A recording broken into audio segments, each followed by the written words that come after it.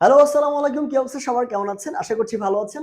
আজকের ক্লাসে আমরা কনক্রিট নাউনের দ্বিতীয় পার্টটা দেখব। এবং আপনারা জানেন এটা আমাদের বেসিক গ্রামারের একটা সিরিজ চলছে, যেখানে আমরা মোটামুটি প্রত্যেকটা গ্রামারের টপিক খুবই বিস্তারিতভাবে আলোচনা করি। ওকে? শেষ পর্যন্ত থাকবেন। আজকের আমাদের আলোচ্য বিষয় হচ্ছে material noun and collective noun. আমরা গত ক্লাসে দেখেছিলাম কি proper noun and common noun, এই দুইটার পার্থক্য, ভিতরে কি ইনফরমেশন, সব দেখা শেষ। এবং যদি ওই ভিডিওতে আপনাদের কোনো কনফিউশন থেকে থাকে বা কোনো প্রশ্ন থাকে আপনাদের মনে, কমেন্ট বক্সে ঝটপট লিখে ফেলেন, আমি আছি রেডি, ইনশাল্লাহ উত্তর দিব। সো ম্যাটেরিয়াল নাউনটা কি এবং কালেকটিভ নাউনটা কি, আমরা অফেন গুলিয়ে ফেলি দুইটার মধ্যে, তাই না? খুব সিম্পল ভাষায়, খুব সহজ ভাষায় মনে রাখার চেষ্টা করবেন। ম্যাটেরিয়াল মানে কি? ম্যাটেরিয়াল মানে হচ্ছে উপাদান। ম্যাটেরিয়াল মানে কি? যদি আমরা এটার বাংলাটা দেখি, ম্যাটেরিয়াল মানে হচ্ছে উপাদান। তো দেখেন, উপাদান এর অর্থের সাথে কিন্তু এর ব্যাখ্যাটা লুকিয়ে আছে। ম্যাটেরিয়াল নাউনগুলোকে আমরা বলছি উপাদানবাচক নাম। ম্যাটেরিয়াল নাউন যেগুলো, সেগুলো হচ্ছে উপাদানবাচক নাউন। উপাদানবাচক বলতে কি বোঝায় আমরা যদি একটু চিন্তা করে বলি, দেখেন, খেয়াল করে দেখেন। যেমন আপনি চিন্তা করেন অর্নামেন্টস। অর্নামেন্টস মানে কি? গহনা। এখন গহনা আপনি কি দিয়ে তৈরি করেন বলেন তো? গহনা। এই গহনাটা কি? গহনাটা একটা কমন নাউন, কারণ গহনা অনেক ধরনের হতে পারে। গহনা হতে পারে কানের দুল, নাকের ফুল, কিংবা টিকলি হতে পারে, হাতের বালা হতে পারে, অনেক ধরনের। তার মানে গহনাটা কিংবা অর্নামেন্টস এটা একটা কমন নাউন, তাই না? কিন্তু গহনা কি দিয়ে বানানো হয়? গহনা বানানো হতে পারে, গহনা আপনি চাইলে বানাতে পারেন গোল্ড দিয়ে, সোনা দিয়ে আপনি গহনা বানাতে পারেন। কিংবা আপনি যদি চান সিলভার দিয়ে, সিলভার কিংবা প্লাটিনাম দিয়ে, প্লাটিনাম, অথবা আপনি চাইলে লোহা দিয়েও কিন্তু বানাতে পারেন, ইফ ইউ ওয়ান্ট। যদিও কেউ লোহার আমার মনে হয় না কেউ পরে কিনা, জানি না। কিন্তু গহনা তৈরি হয় কি দিয়ে? Gold, silver, platinum. তাহলে আমি যদি আপনাকে বলি যে গহনার উপাদান কোনগুলো? Gold, silver, platinum, iron. ঠিক সেম ভাবে আপনি যদি বলেন, ধরেন আমরা বললাম হচ্ছে স্পেড, ঠিক আছে? স্পেড, স্পেড মানে হচ্ছে কোদাল। কোদাল বুঝেন না? কোদাল। এই কোদালটাকে যদি আমরা বলি যে কোদালটা কি দিয়ে তৈরি হয়েছে, আপনি চিন্তা করেন, আপনি যদি বলেন যে কোদালটা একটা কাঠের কোদাল, তাহলে উড হতে পারে, উড হতে পারে। কোদালটা একটা লোহার কোদাল, তাহলে আয়ন হতে পারে। এটা উচ্চারণটা আয়ন হয়, ঠিক আছে? আমরা অনেক সময় আয়রনও বলি, বাট সঠিক উচ্চারণ আয়ন হবে। খেয়াল করে দেখেন, উড কিংবা আয়ন কিংবা অন্য কিছু হতে পারে, অন্য মেটাল হতে পারে, তাই না? তার মানে বিষয়টা কি দাঁড়াইলো, যে ম্যাটেরিয়াল নাউন যেগুলো হবে সেগুলো উপাদানবাচক নাউন, অর্থাৎ এগুলো দ্বারা কোনো কিছু তৈরি করা হয়, ঠিক আছে?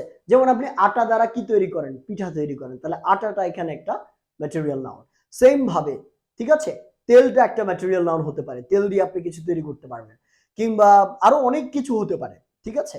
আরো অনেক কিছু হতে পারে, যেমন পানি হতে পারে। পানিও একটা উপাদান, রাইট? কারণ পানি দিয়ে আপনি শরবত বানাতে পারবেন। সো এই যে উপাদানবাচক, একটা জিনিস দিয়ে আরেকটা বানানো, এই উপাদানগুলোকে আমরা বলছি ম্যাটেরিয়াল নাউন। এবং আরেকটা জিনিস বলে রাখি, এই ম্যাটেরিয়াল নাউনগুলোকে মূলত আনকাউন্টেবল নাউন হিসেবে ধরা হয়, মানে যেগুলোকে গণনা করা যায় না। এই ম্যাটেরিয়াল নাউনগুলোকে আনকাউন্টেবল নাউন হিসেবে ধরা হয়, যেগুলোকে গণনা করা যায় না। এবার আমরা চলে আসি কালেকটিভ নাউন। কালেকটিভ এবং ম্যাটেরিয়ালের মধ্যে আমরা পার্থক্যটাও বোঝার চেষ্টা করব, টেনশন নেওয়ার কোনো দরকার নেই। দেখেন, কালেকটিভ, কালেক্ট মানে কি? আপনি এই ধারণাটি চিন্তা করেন, কালেক্ট মানে কি? সংঘবদ্ধ করা, একত্রিত করা। কালেক্ট মানে কি? আমরা যে বলি না যে যাও টাকাটা কালেক্ট করে নিয়ে আসো, টাকাগুলো কালেক্ট করে নিয়ে আসো, তার মানে টাকাগুলোকে জড়ো করে এক জায়গায় নিয়ে আসো, আমার কাছে আনো। তো কালেক্ট মানে হচ্ছে সংঘবদ্ধ করা, একত্রিত করা, তাই না? কালেক্ট মানে কি? সংগ্রহ করা। সংগ্রহ মানে তো একত্রিত সংগ্রহ করা।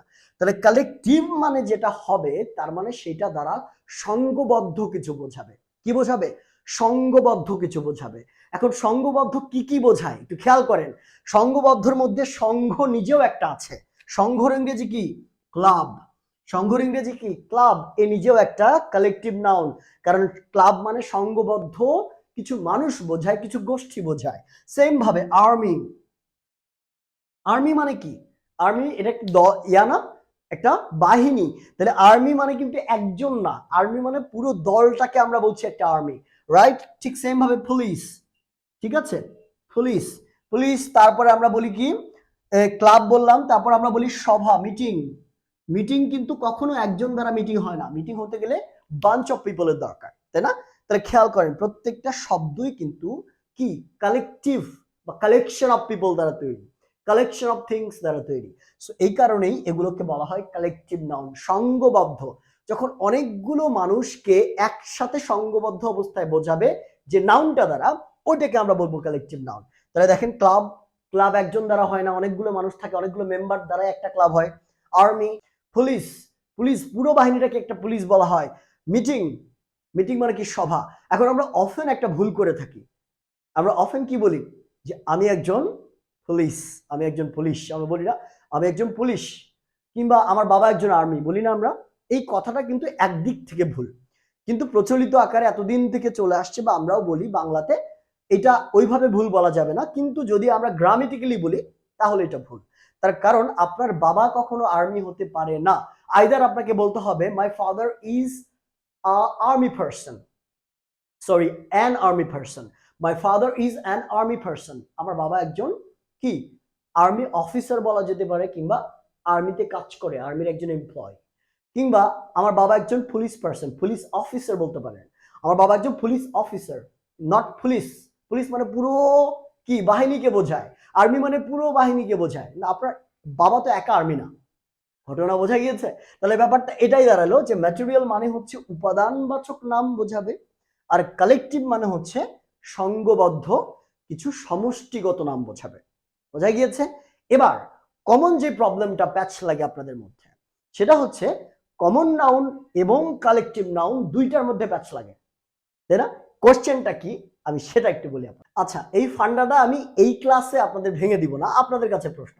খেয়াল করেন, কমন যে কনফিউশনটা আমরা ক্রিয়েট করি, যে প্রবলেমটা হয়, আমি সেটা দিয়ে আপনাদের প্রশ্নটা দিলাম। একটু কমেন্ট বক্সে জানাতে হবে যে সিঙ্গার্স এবং টিম এই দুইটা শব্দের মধ্যে কোনটি কালেকটিভ নাউন আর কোনটা হচ্ছে কমন নাউন। একটু ঝটপট কমেন্ট করে জানাবেন। এখন আমি আপনাদের আরেকটা কনফিউশন ক্রিয়েট করে দিই। খেয়াল করেন, আমি আপনাদের কি বললাম যে সংঘবদ্ধ কোনো কিছু বা অনেকগুলো মানুষ এক জায়গায়, কালেকটিভ বা কালেকশন অফ পিপল যদি বোঝায় তাহলে সেটা হবে কালেকটিভ নাউন। এই তো বলেছিলাম। খেয়াল করেন তো সিঙ্গার্স মানে কি, যদি আমি বলি যে সিঙ্গার্স, সিঙ্গার্সরা এদিকে আসেন, তাহলে সিঙ্গার্স মানে কিন্তু পৃথিবীর সকল সিঙ্গারকে আমি বোঝাচ্ছি, তাই না? সিঙ্গার্স মানে কি পৃথিবীর সকল সিঙ্গারকে আমি বোঝাচ্ছি, পৃথিবীর সকল সিঙ্গারকে, পৃথিবীর সকল যারা গান গায় তাদেরকে বোঝাচ্ছি। টিম মানে দল, দলের যতগুলো মেম্বার আছে সকলকে বোঝাচ্ছি। তাহলে সিঙ্গার্স দ্বারাও সকলকে বোঝানো হয়, সকলকে সিঙ্গার্স দ্বারাও বোঝানো যাচ্ছে। টিম মানে দল, এই দলের সকলকে টিম দ্বারাও বোঝানো যাচ্ছে। তাহলে দুইটা তো একই রকম, দুইটার বৈশিষ্ট্য তো একই রকম মনে হচ্ছে। এবার আপনাদের কাছে প্রশ্ন, পরীক্ষা। দেখেন কমেন্টে জানান কোনটা কালেকটিভ, কোনটা কমন নাউন, ঝটপট। এইটা আমরা সলভ করব আগামী ক্লাসে ইনশাল্লাহ। এটার ব্যাখ্যা সহ আমি আগামী ক্লাসে সলভ করে দিব ইনশাল্লাহ। সো আপনাদের ভিডিওটা কেমন লাগলো একটু কমেন্ট বক্সে জানাবেন। আর অবশ্যই অবশ্যই ভালো লাগলে বন্ধুদের সাথে শেয়ার তো করবেনই, এবং পাশাপাশি কিছু বন্ধুকে মেনশন করেও দিতে পারেন চাইলে। আর আপনাদের যদি স্পেসিফিক কোনো কোয়েশ্চেন থাকে কিংবা কোনো ভিডিও রিকোয়েস্ট থাকে এই টপিকের উপর, এই স্পেসিফিক টপিকের উপর ভিডিও চান, কমেন্ট বক্স ফাঁকা আছে, ঝটপট সামাজিক কাজে লেগে পড়ুন। দেখা হবে পরবর্তী ভিডিওতে। এবং আমাদের এই সিরিজটা কিন্তু অনবদ্য একটা সিরিজ, যেখানে আমরা গ্রামারের বেসিক জিনিসগুলো একদম পুরো ডাইসেক্ট করে ফেলি, মানে একদম পুরো থাকে না 14 গোষ্ঠী উদ্ধার টাইপের। দেখা হবে পরবর্তী ভিডিওতে। আল্লাহ হাফিজ।